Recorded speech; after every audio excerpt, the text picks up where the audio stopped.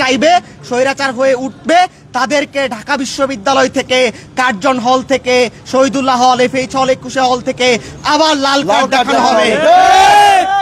আমরা আমাদের দেশে আর কোনো স্বৈরতন্ত্র তৈরি হতে দেব না। আমরা এই প্রতীকী মিছিলের মাধ্যমে আবার 14 জুলাইকে স্মরণ করলাম, আমরা সেই স্পিরিটকে আবার ধারণ করলাম। আমরা বলতে চাই, জুলাই চলছে, জুলাই চলবে। জুলাইকে ব্যবহার করে কেউ তার নিজেদের স্বার্থ সিদ্ধি করতে পারবে না। জুলাই তুমি কে আমি কে, তুমি কে আমি কে, তুমি কে আমি কে, চেয়েছিলাম অধিকার, হয়ে গেলাম রাজাকার। জুলাই আমাদের এক প্রেরণার নাম। আমরা জুলাইতে পরাধীনতার শিকল ভেঙে শির দ্বারা সোজা করে দাঁড়িয়েছিলাম এবং রাষ্ট্রযন্ত্রের দিকে বুড়ো আঙ্গুল দেখিয়ে বলেছিলাম, এই দেশের ছাত্র জনতা, ছাত্র শ্রমিক জনতাই শক্তির মূল উৎস। তারা যদি রুখে দাঁড়ায়, তাহলে এই রাষ্ট্রযন্ত্র ব্যবহার করে আর কেউ স্বৈরাচার হয়ে উঠতে পারবে না, আর কেউ রাষ্ট্রের উপর গুলি চালাতে পারবে না। আমরা দেখেছি 14 জুলাই রাতে পুরা ঢাকা বিশ্ববিদ্যালয় মেয়েরা শুরু করে সকলে একত্রিত হয়ে স্মরণকালের সর্বোচ্চ উপস্থিতি নিয়ে আমরা স্বৈরাচার শেখ হাসিনাকে বৃদ্ধাঙ্গুলি দেখিয়েছিলাম। আমরা জুলাইকে স্মরণ করি, জুলাইকে ধারণ করি এবং জুলাইকে ধারণ করে এগিয়ে যেতে চাই। বাংলাদেশকে একটি সুন্দর সমৃদ্ধ বাংলাদেশ হিসেবে গড়ে তুলতে চাই। এটাই আমাদের জুলাইয়ের অনুপ্রেরণা, জুলাইয়ের প্রত্যয়। আমি শহীদুল্লাহ হলের একজন শিক্ষার্থী, আমি মোহাম্মদ মাজিদুর রহমান। আমি সেদিন সেই জুলাইয়ের মিছিলটির সবার সামনে ছিলাম এবং আজকে আবার সামনে থেকে সেই অনুভবটি অনুভব করছি, সেই রক্তে আগুন ঝরা সেই সময়গুলোকে আবার স্মৃতিতে স্মরণ করছি। আমরা আজকে এই প্রতীকী মিছিলের মাধ্যমে আবার একবার ইন্টারিম সরকারকে মনে করিয়ে দিতে চাই যে তারা যদি পর্যাপ্ত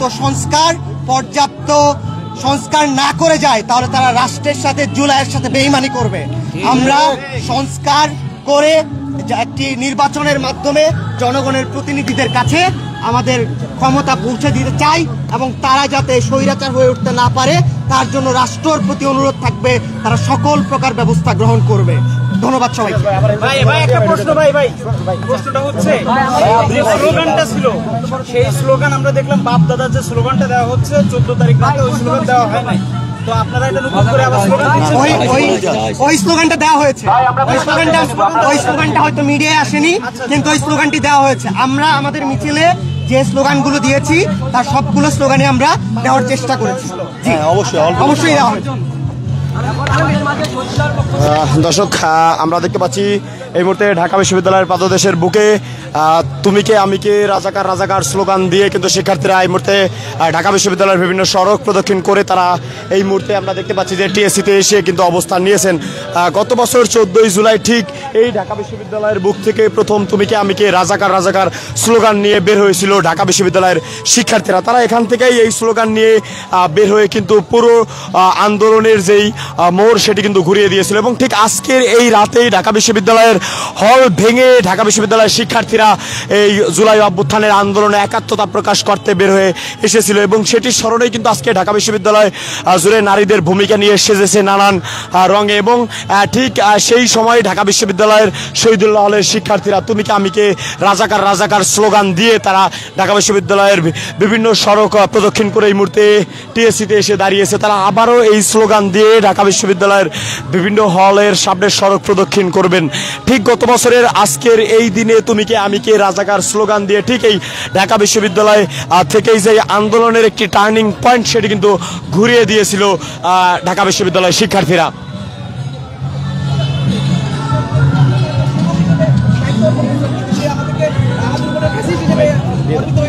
আমরা পরবর্তী সময় যেন আর কেউ ফ্যাসিস্ট হইতে না পারে এবং এই জুলাই যেন ব্যবহার করে কেউ তাদেরকে তাদের পকেট ভরতে না পারে এবং রাজনীতি করতে না পারে, এইটা জানান দেওয়ার জন্য আমরা আজকে প্রতিবাদ স্বরূপ আবার সেটার রিক্রিয়েট করেছি।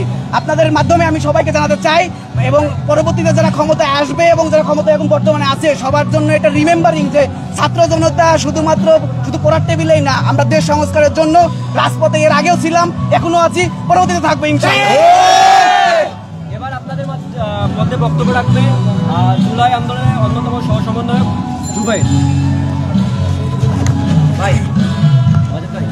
আমি শুরুতেই রেড জুলাইকে ধন্যবাদ জানাচ্ছি এরকম একটা সুন্দর আয়োজন করার জন্য।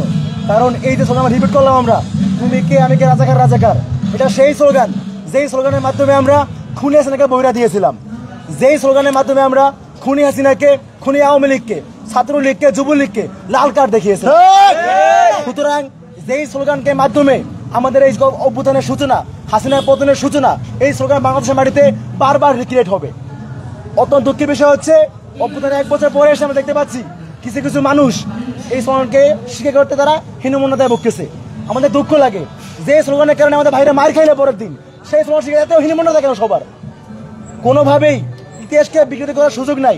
যে স্লোগানের মাধ্যমে আন্দোলনের সূচনা, যে স্লোগানের মাধ্যমে হাসিনার পতনের সূচনা, সেই স্লোগানকে আমাদের স্বীকার করতে হবে, সেই স্লোগান ধারণ করতে হবে। এবং আজকের যেই আমাদের যে রিপিটেশন, এর মাধ্যমে আমরা একটাই বার্তা দিতে চাই, সেটা হচ্ছে যেইভাবে আমরা হাসিনাকে লাল কার্ড দেখিয়েছিলাম, একইভাবে যদি নতুন করে আবার কেউ প্রেসিডেন্ট হওয়ার চেষ্টা করে, একইভাবে নতুন করে আবার যদি কেউ হাসিনার মতো হওয়ার চেষ্টা করে, লাল কার্ড দেখিয়ে দেবো। আমি এবার যে বক্তব্য দেওয়ার জন্য অনুরোধ জানাচ্ছি আজকের যে আয়োজন রেড জুলাইয়ের সদস্য সচিব সজীব হোসেনকে। আমি প্রথমে বক্তৃতা শুরু করতে চাই একজনকে উদ্দেশ্য করে। আমাদের জুলাই আন্দোলন আমি মনে করি অন্যতম ক্রেডিট খোর এবং ক্রেডিট বাজ সার্জিস আলম। আমি কেন এটা বলতেছি, আমাদের আজকের এই প্রোগ্রামটি করার কোনো উদ্দেশ্য ছিল না, আমরা কোনোভাবে প্রস্তুত ছিলাম না যে আমরা প্রোগ্রামটি করবো। কিন্তু গতকাল আমি রাত্রে একটা পোস্ট করি যেখানে আমাদের শহীদুল্লাহ হলের আসল ইতিহাসটা তুলে দেওয়া হয়, কিন্তু ক্রেডিট খোর সার্জিস আলম সেই পোস্টের কমেন্টে এসে বলে যে পুরো ক্যাপশনটা ভুল। সে কিভাবে বলে সেই ক্যাপশনটা ভুল? আমি তার কাছে প্রশ্নটা রাখতে চাই এবং আমি তাকে ওপেন চ্যালেঞ্জ করতে চাই। সে শহীদুল্লাহ হলে সে একবার বলবে যে এই ক্যাপশন ভুল, শহীদুল্লাহ যদি একটি শিক্ষার্থী বলে যে এই ক্যাপশন ভুল, তাহলে সে যা বলবে তাই হবে। আমি আরো স্পেসিফিক বলতে চাই যে শহীদুল্লাহ আসল ঘটনাটি কি ঘটেছিল সেদিন। শহীদুল্লাহ হলের প্রথমত যে রাজাকার স্লোগান হয়, সেই রাজাকার স্লোগান আমরা ঢাকা বিশ্ববিদ্যালয়ের শিক্ষার্থীর সঙ্গে দেখতে পাই এবং সেখান থেকে শহীদুল্লাহ হলের গুটি কয়েক শিক্ষার্থী, সেগুলো ছিল 21, 22, 22, 23 এবং সেই সাথে 20, 21 বাইরের কিছু সিনিয়র ভাইরা ছিল, তারা X1-এর পুকুর পাড়ে তারাই ওইখানে স্লোগান দেওয়া শুরু করে এবং সেইখান থেকে আমাদের যা ওই যে শিক্ষার্থীরা ছিল তারা প্রথমত এফএই চলে যায়।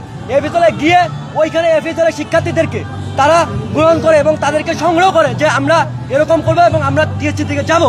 কিন্তু ক্রেডিট খোর সার্জিস আলম পুরোটাকে অস্বীকার করে সে এটা বলে যে সে 21 হল থেকে নিজেই নাকি সকল শিক্ষার্থী এক এক করে ডাকছে, ডাইকা সেই সকল শিক্ষার্থীদের নিয়ে সেই মিছিল নিয়ে সে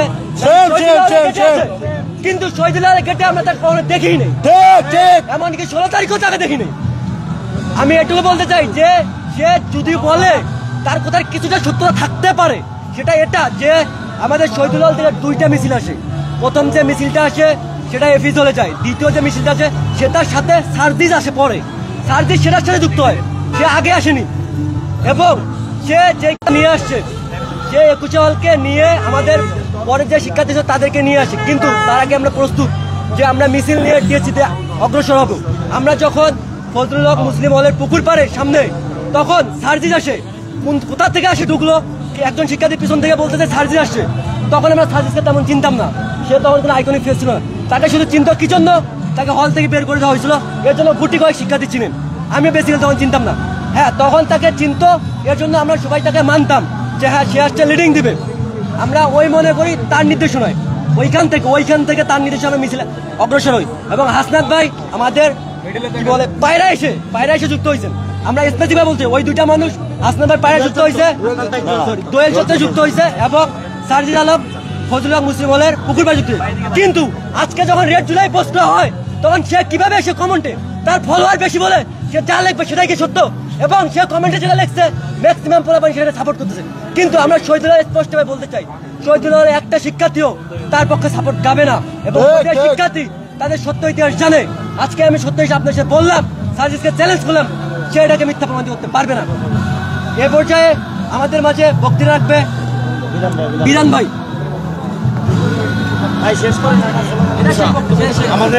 আমাদের ইতিহাস পর্যবেক্ষণ করি তাহলে দেখবো যে আসলে আমাদের ইতিহাসগুলো ব্যক্তিগত জায়গা থেকে অনেক বেশি মার্জিত এবং অনেক বেশি অ্যাকনলেজমেন্ট করে। যেমন ধরেন প্রত্যেকে জায়গা থেকে অবদান রেখেছে, প্রত্যেকের অবদানগুলোর গল্পগুলো আলাদা আলাদা হবে।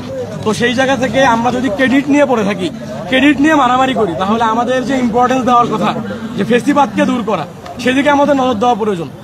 নতুন দল পুরাতন দল বা যে দলই হোক আমাদেরকে লক্ষ্য রাখতে হবে সেই দল ফেসিলিটির দিকে যাচ্ছে কিনা। বাজে সংস্কারের প্রত্যাশা নিয়ে আমরা তাদেরকে দায়িত্বে বসিয়েছি ইন্টারিমকে, তারা যে সংস্কারটা করছে কিনা, অর্থাৎ এমন একটা চক্র বা এমন একটা যেন ফাঁদ না রেখে যায় যে ফাঁদের মাধ্যমে পুনরায় ফেসিবাদ তৈরি হয়, এটা আমাদের মূল লক্ষ্য। এবং সেই লক্ষ্য থেকে আজকে আমরা এই প্রতীকী মিছিলেও জানিয়ে যাচ্ছি যে যারা বর্তমানে জুলাই নিয়েও রাজনীতি করছে, যারা ইন্টারিমের দায়িত্বে রয়েছে এবং যারা অনেক বড় দলের রাজনীতি করছে এবং পুনরায় রাজনীতি করার সুযোগ পাচ্ছে এই লেভেল প্লেয়িং ফিল্ডের মধ্যে থেকে, তারা যেন ক্রেডিট নিয়ে রাজনীতি না করে এবং এমন কিছু যেন না হয় যাতে করে ফেসিবাদ পুনরায় তৈরি হয় এবং সাধারণ শিক্ষার্থী থেকে একদম ঢাকা বিশ্ববিদ্যালয় থেকে পুরো বাংলাদেশের শিক্ষার্থীরা যেন আবার রাজপথে নেমে না আসে, এই জায়গাটি এবং এই হুঁশিয়ারটি আমরা করতে চাই। এবং সেই জায়গা থেকে আমরা ঢাকা বিশ্ববিদ্যালয়ের স্টুডেন্ট এবং আমরা যারা শহীদুল্লাহ হলের স্টুডেন্ট, আমাদের হলে আমরা কোনো সমন্বয়ক রাখিনি, আমাদের কোনো সমন্বয়কের প্রয়োজন নেই। তো আমরা সাধারণ শিক্ষার্থী এবং ব্যক্তিগত জায়গা থেকে সংবিধান, রাষ্ট্রযন্ত্র থেকে শুরু করে অন্যান্য যে কোনো জায়গায় যখনই প্রশ্নবিদ্ধ মনে হবে তখন রাস্তায় আমরা নেমে আসবো। Immigration to Canada. We provide the best quality service and solution for Canada immigration. Please visit our website and contact for details.